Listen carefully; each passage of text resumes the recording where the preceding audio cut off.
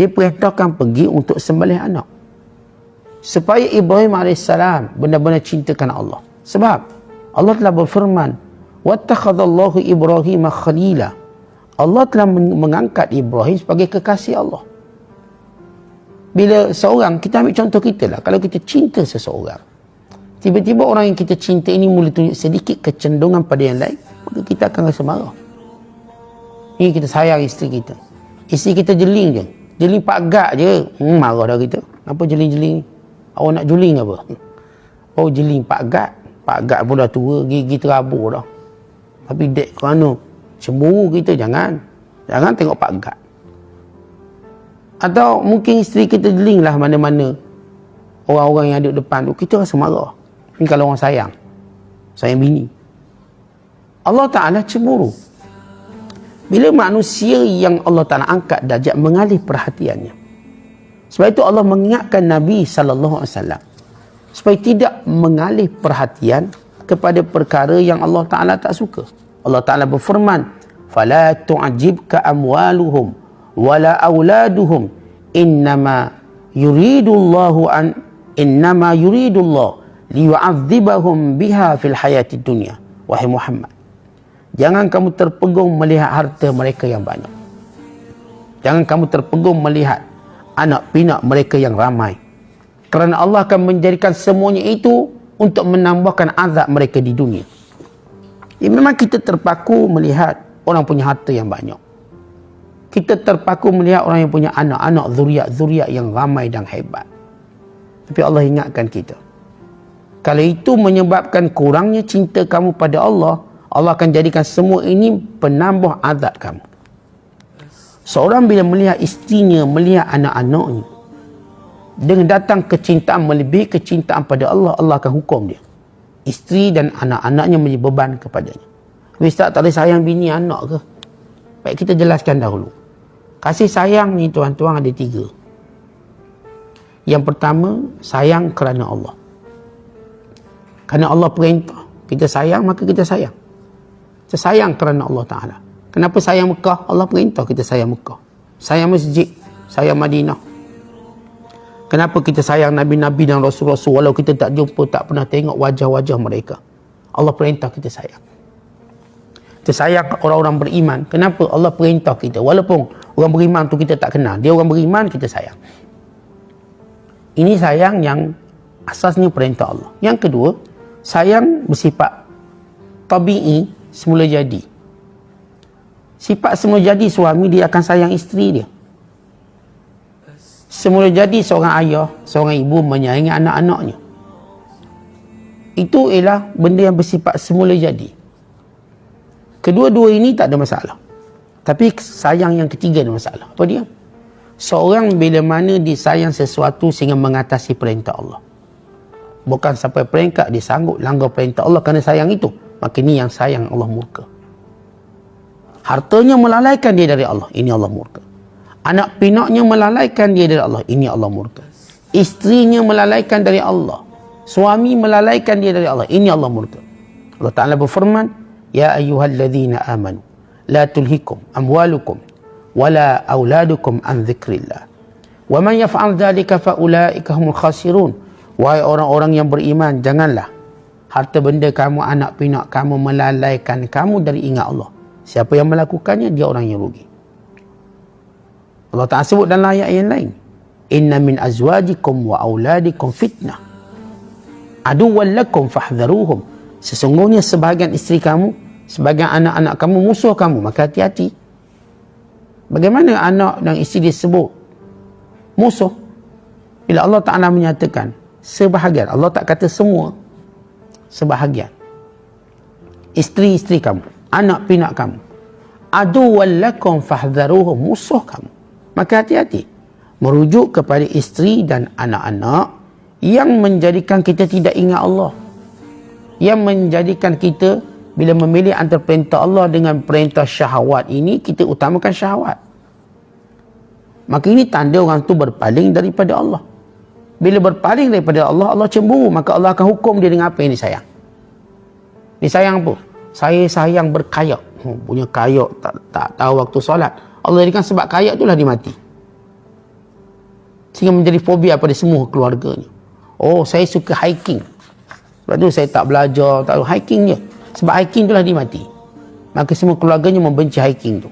Apa sahaja benda yang kita suka sehingga kita meninggalkan perintah Allah. Sebab tu kata Imam Ghazali rahimahullah ta'ala, wa mabda'ul bu'di minallahi ta'ala huwal ma'asi wal i'radu anillahi ta'ala bil iqbali alal huzuzil ajilati wasyahawatil hadirati la ala wajhil masyru'. Di antara asas orang itu jauh dari Allah, pertama maksiat, yang kedua berpaling daripada Allah. Maksiat satu, berpaling daripada Allah. Maksud berpaling bukan keutamanya Allah dan perintah Allah dalam kehidupannya. Bil iqbal, dengan cara bersungguh-sungguh dia mencari khuzuz ajilah, keuntungan segera, yakni duniawi. Wasyahawatil hadirah, dan perkara yang menyeronokkan segera, syahwat-syahwat yang hadir. La ala wajhil masyru', bukan mengikut apa yang disyariatkan. Ini boleh memberi kesan, boleh menyebabkan seorang itu dihukum oleh Allah. Kerana itu Ibrahim AS manusia terpilih. Allah jaga manusia terpilih. Bila ada sahaja tanda-tanda kecenderungannya untuk menjarakkan dirinya dengan Allah, maka Allah Ta'ala menjatuhkan ujiannya. Akhirnya Ismail ditinggalkan di tempat yang jauh. Dan pengajarannya, tuan-tuan sekalian, Allah nak uji. Ya, Nabi Allah Ibrahim AS lulus. Tapi kita bertanya kepada kita, mampukah kita lulus? Waktu kita sayang sesuatu, lalu Allah hukum kita kerana sayang kita melampaui batas. Sebab tidak ada perkara yang lebih patut disayangi seorang mukmin, bukan seorang manusia, melebihi sayangnya kepada Allah Ta'ala. Kita sayang harta, sayang. Maka Allah Ta'ala nak buang sifat sayang melampau, maka diwajibkan zakat. Kita suka makan, suka sangat-sangat, maka Allah mewajibkan puasa supaya hilang rasa suka dan bertuhan kita kepada makanan. Dia orang menjadi hamba kepada makanan. Nabi sebut dalam hadisnya, ta'isa abdul dinar, ta'isa abdul dirham, ta'isa abdul khamisah, ta'isa abdul qatifah. Celakalah hamba dinar, hamba wang, celakalah hamba pakaian, celakalah hamba makanan.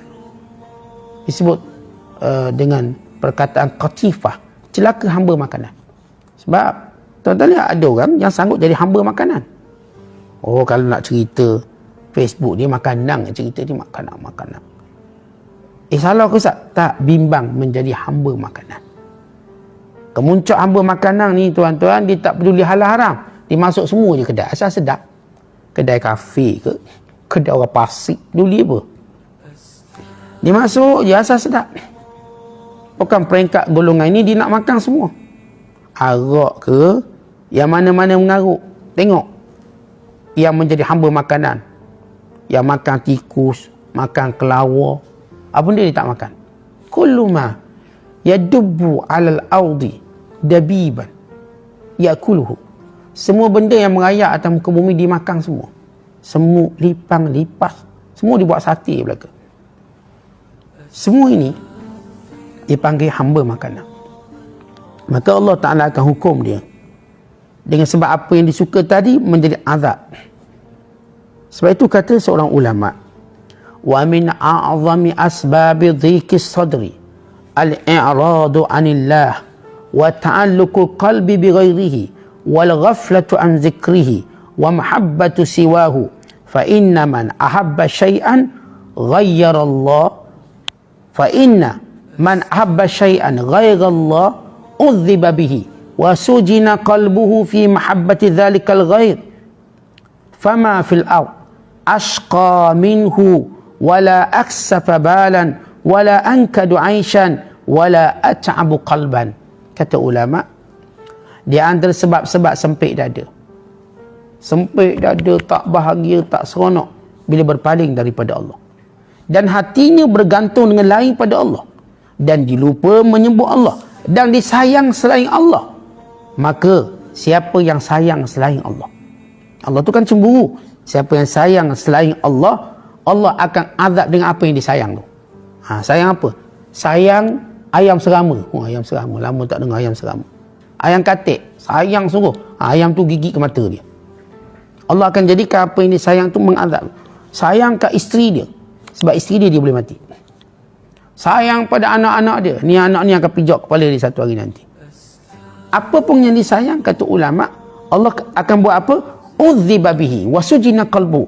Allah akan jadikan dia diazab dengannya dan dipenjara hatinya. Maksudnya rasa habis dah. Sentiasa rasa tidak tenang. Fi mahabbati zalikal ghaib. Sebab dia cuma sayang tu. Akhirnya tuan-tuan, dia macam tak ada pergantungan lain. Bila seorang tu, dia bergantung seorang perempuan ni. Sayang semua perempuan ni, cakap apa pun ikut. Bila mati perempuan ni, dia mati sekali. Ni lebih pada Laila dengan Majnun. Tak ada bagi dia, tak ada dah perempuan lain ni je. Tuan-tuan, sebab dia terikat dengan perempuan ni sampai kalau mati dia rasa macam gelap dah dunia. Tak ada dah. Baik aku mati. Sama juga perempuan dia terikat dengan lelaki ni je. Akhirnya bila mati suami dia ini, gelap semua dunia. Itu hukum Allah pada dia. Dia ingat sebab Ustaz, isteri saya baik sangat. Mana nak cari baik tak? Bukan isteri awak baik. Dengan apa yang awak faham tadi. Sebenarnya Allah nak azab awak. Pada orang baik ramai je. Lepas tu kita katakan orang-orang yang bertakwa pada Allah. Andai kata isterinya meninggal dunia, bukan tak sayang, kita dah sebut sayang fitrah. Tapi dia tak jadi macam gelap, tak nampak apa. Dia tak nampak. Ramai lagi isteri-isteri solehah yang lain. Ramai lagi. Kadang belum mati dah ada list. Ni melampau sangat ni, ada list. Ramai lagi isteri-isteri solehah yang lain. Banyak. Seorang perempuan mati je seorang suami dia. Dia cintanya pada Allah. Dia tahu ramai lagi laki-laki yang baik, yang soleh. Kerana Allah tak jadikan soleh itu sebab namanya, kerana sifat. Takkanlah tuan-tuan kita punya jahil ingat suami kita je baik. Bahlul benar kita? Takkanlah kita tuan-tuan cuma nampak bini kita je baik. Bahlul benar kita? Allah jadikan ramai orang baik. Maksud saya ialah tuan-tuan, orang yang duduk cinta melampau menyalahi syariat, maka Allah hukum dia. Sebab itu bila mati isi murung dia duduk rumah, masjid tidak, surau tidak, belajar tidak, dia murung macam tu. Tanpa gambar bini duduk depan, duduk bertasbih ingat muka bini ni. Itu azab Allah pada dia. Azab. Sebab itu Allah ajar kita setiap kali kena musibah ingat Allah. Inna lillahi wa inna ilaihi raji'un. Allah ma'jurni fi musibati wa akhluf li khairan minha. Ya Allah, berilah pahala atas ujian ini, ganti aku lebih baik. Kenapa setiap kali kita ditimpa musibah kita berdoa, gantikan aku lebih baik, gantikan aku lebih baik? Supaya kita tidak terikat cinta melainkan pada Allah. Setiap kali kita hilang dunia, Allah boleh ganti apa yang lebih baik. Kalau hilang dunia, Allah akan ganti lebih baik. Jangan bimbang. Dengan syarat kebergantungan kita pada Allah. Akhirnya seorang lelaki ini dia dapat isteri yang lebih baik. Seorang perempuan ini mendapat suami lebih baik. Lihat Ummu Salamah. Abu Salamah dah baik. Dia mendapat gantinya Rasulullah sallallahu alaihi wasallam. Lihat apa yang berlaku kepada seorang wanita bila mana mati suaminya. Asma binti Umais radhiyallahu ta'ala anha. Suaminya meninggal dunia. Siapa suami dia? Iaitu Ja'far bin Abi Talib. Meninggal. Maka Allah gantikan dengan Abu Bakar As-Siddiq.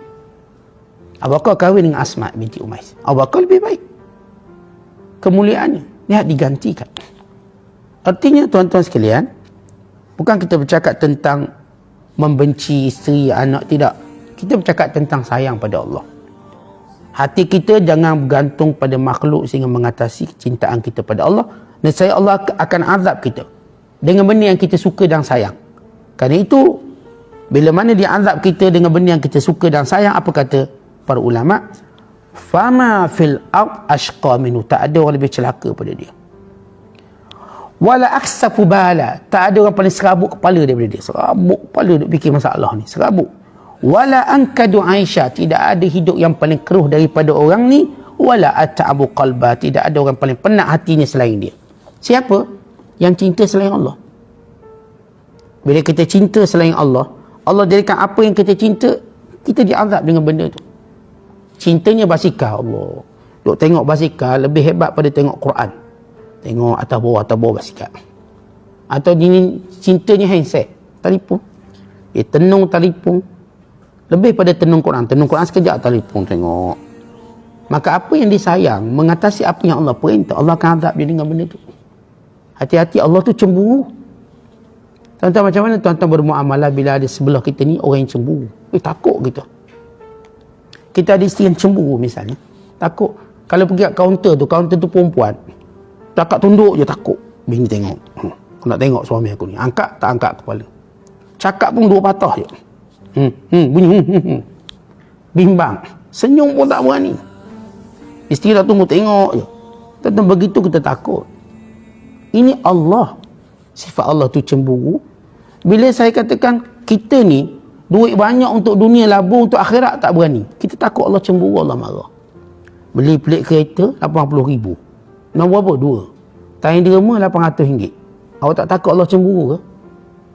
Tak takut Allah cemburu. Benda dunia awak letak RM80,000. Benda derma pada jalan Allah RM8,000. Awak tak takut. Kita tuan-tuan beli basikal RM10,000. Berani? Berani. Tak, RM10,000 tak. Murah je. Pun ada offer tak? Offer. Oh, dia sebut offer nak beritahu murah. Padahal mahal lagi tu RM10,000. RM10,000. Kata dengan jumlah RM10,000, awak boleh tak infakkan pada jalan Allah? Tak boleh lah Ustaz, banyak. Banyak pula. Hal dunia awak nampak sikit, hal akhirat awak nampak banyak. Kita tuan-tuan guna masa untuk hal duniawi. Sanggup? Sanggup. Guna masa untuk hal ukhrawi. Lama sangatlah Ustaz. Yelah, tengok Hindustan 2 jam. Dengan kuliah setengah jam, berapi kepala. Ustaz, ada asyik kena atas kepala kita ni. Berapi ni. Tuan-tuan, kita takut Allah cemburu.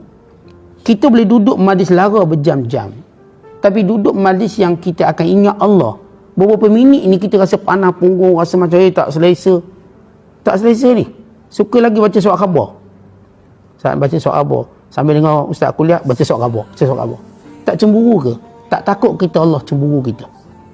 Kerana waktu kita buat ibadat, kita tak tunjuk komitmen. Tapi waktu kita buat benda-benda duniawi, komitmen. Tak tahu bila baca Facebook. Bini lalu pun tak sedar baca Facebook. Tapi kalau kuliah mata melilau kanan kiri. Apa benda tengok kanan kiri ni? Tengok depan sudah? Tak. Tengok. Takut roti lalu Ustaz. Tengok ni, tengok. Macam tu pelik. Dia punya melilaunya luar biasa. Tapi kalau tengok aduh ni tak lilau macam tu mata. Makan, tangan dia gerak, mata tak gerak. Sumbat.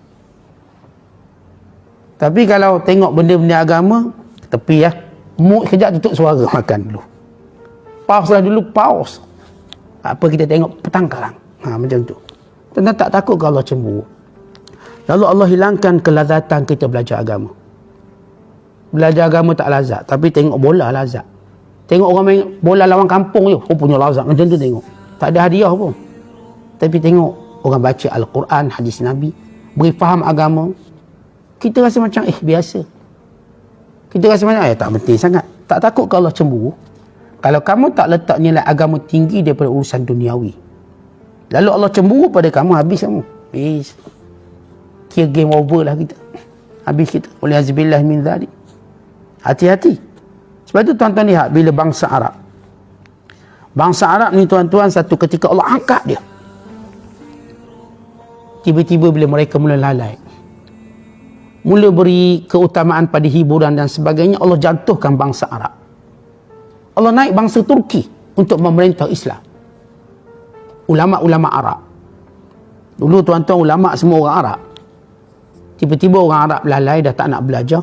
Allah angkat ulama-ulama itu bukan orang Arab. Imam Bukhari bukan orang Arab. Imam Muslim bukan orang Arab. Imam Tirmizi bukan orang Arab. Lahir sejumlah besar ulama hadis bukan orang Arab, sebagai tamparan keras kepada orang Arab yang dia dahulu dimuliakan oleh Allah. Tapi bila dia tidak melihat agama secara bersungguh-sungguh, Allah hadirkan bangsa lain untuk pegang Islam. Tuan ingat apa yang Nabi SAW menyatakan, inna hadzal Quran, inna hadzal kitab yarfa'ullahu bihadzal kitab aqwaman wa yad'u bihil akharin. Dalam hadis Nabi kata, Allah menjadikan dengan Quran ini diangkat satu kaum, dan dengan sebab Quran ini juga dijatuhkan satu kaum. Maknanya yang berpegang dengan Quran, bersungguh-sungguh dengan Quran, Allah angkat. Yang main-main dengan Quran, Allah jatuhkan dia. Jadi hal sekarang tuan-tuan, hari ini Selama ni kita besarkan dunia. Lihat sekarang Allah sudah ambil dunia kita. Kita tak boleh lagi bersia-sia. Kita tak boleh lagi melancong. Kita tak boleh lagi bebas ke pasar raya, hypermarket, bawa isteri, bawa anak-anak. Kita tak boleh lagi itu dan ini. Takkah kita berfikir, ini mungkin kerana Allah cemburu dan marahkan kita? Ya, sebab kalau kita ke surau, seorang-seorang. Tapi kalau ke hypermarket, bawa family. Nenek-nenek dengan kursi tolak pun bawa. Kalau pergi melancong, habis duit ribu-ribu. Atau orang panggil ribu raban. Banyak. Tapi, kalau untuk agama, bawa RM5 je nak sedekah. RM5. Dia melancong, bawa RM5,000 nak sedekah ni. Nak sedekah tempat hypermarket lah. Maka hari ni, Allah Ta'ala tunjuk. Tempat yang kita boleh habis duit banyak, Allah tutup semua. Tutup. Dan tempat yang kita guna duit sikit untuk beribadat pun Allah tutup juga. Nak ke mana kita? Terkurung di rumah.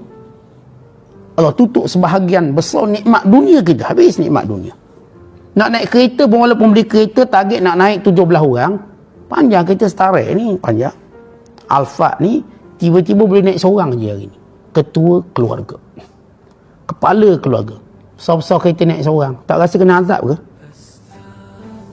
Mungkin Allah Ta'ala cemburu dahulu kereta kita besar ni tak bawa anak-anak pergi ke agama. Bawa dunia hari ni, awak seorang je keluar. Tuan-tuan, kita umat Islam sentiasa dia ajar berfikir. Tiap kali datang hukuman Allah, maka kita lihat ini mungkin azab kerana Allah cemburu pada kita. Dan dimarahkan kita. Kerana kita tak beri keutamaan pada agama. Tuan-tuan, lagi mana kita hidup, kita tidak terlambat untuk berubah dan berfikir. Lepas tu saya katakan, bila kita belajar agama, tunjuk serius kita kat mana. Bila kita baca Quran, tunjuk serius kita. Bila kita berzikir, tunjuk serius kita. Bila kita solat, tunjuk serius kita. Kerana Allah cemburu waktu kita solat, kita ingat, merata-riti ingat. Allah marah. Takutlah pada Allah. Tapi kalau buat hal-hal duniawi, kita fokus. Fokus ada ni. Wiring wire je. Fokus ni. Takut apa? Kena kara mati saya. Tapi bila baca Quran, tak fokus. Bila belajar agama, tak fokus. Buat benda-benda akhirat, fokusnya tak ada. Tak ada. Tapi buat benda dunia, fokusnya tinggi. Kesungguhannya, belanjanya besar. Ada seorang hamba Allah tanya, Ustaz, apa hukum saya beli nombor pelik dengan harga RM10,000, RM780,000? Saya kata boleh dengan syarat. Jumlah yang sama awak berani untuk buat kebaikan, silakan. Kalau tidak, kita takut. Kita dalam hal dunia bersungguh. Tapi hal ukhrawi kita main-main. Apa hukum seorang ayah beli mainan harga RM400 untuk anak-anak? Kita tuan-tuan kalau sebut anak, pergi kedai mainan, nak apa? Beli, bayar RM1,000 kedai mainan. Boleh tak Ustaz beli mainan harga RM1,000 untuk anak? Boleh, dengan syarat. Kalau kamu untuk benda yang bermain yang kamu tahu akan hancur dan binasa, kamu sanggup keluarkan RM1,000. Sanggup tak jumlah yang sama atau lebih untuk pada perkara yang tidak binasa, yang kekal di sisi Allah? Sanggup, silakan. Tak sanggup, jangan bimbang Allah cemburu. Macam gini tuan-tuan, kita sanggup tolong orang lain RM1,000, RM2,000 kita bagi. Tapi dengan isteri kita, kita bagi RM100. Isteri kita marah tak? Abang dengan orang lain bukan main baik. Senyum meleret sampai telinga. Bagi RM1,000 abang. Saya abang dulu RM100. Malam ni tidur kat luar. Marah bini. Tapi kata tuan-tuan, kalau saya pemurah dengan isteri saya bagi dia RM1,000 abang. Banyak. Kalau saya bagi orang lain banyak mana pun, isteri saya tak cemburu. Kenapa? Hak saya telah diberikan. Tidakkah kita takut Allah cemburu? Dalam hak agama kita bagi sikit, hak dunia kita bagi banyak. Dalam hal dunia kita bagi masih banyak, hal akhirat kita bagi masih sikit. Kiaskan semua benda dan takutlah cemburu Allah Ta'ala pada kita. Bila mana Allah cemburu, maka datanglah azab yang bertimpa-timpa, sehingga akhirnya tuan-tuan, pada permulaan Allah turunkan ujian dan azab, kita boleh fikir, dan akhirnya kita tak boleh lagi fikir. Kita cuba untuk merasakan azab itu. Kalau Allah turunkan azab, kita masih boleh berfikir, peluang untuk Allah angkat itu ada. Kalau Allah turunkan satu musibah pada kita, kita berfikir, maka insya-Allah dia akan diangkat. Tapi kalau diturun azab, kita masih belum berfikir, duk rumah duk main TikTok lagi, duk rumah duk karaoke, kita tak fikir apa yang Allah uji, maka kemungkinan ujian ini tidak diangkat itu begitu kuat. Sebab itu hati-hati. Diuji, cepatlah berfikir. Mana salah kita? Jangan sampai Allah Ta'ala tak angkat sehingga Allah binasakan kita dalam keadaan lalai. Semoga Allah Ta'ala lindungi kita daripada kelalaian ini. Wallahu a'lam bishawab.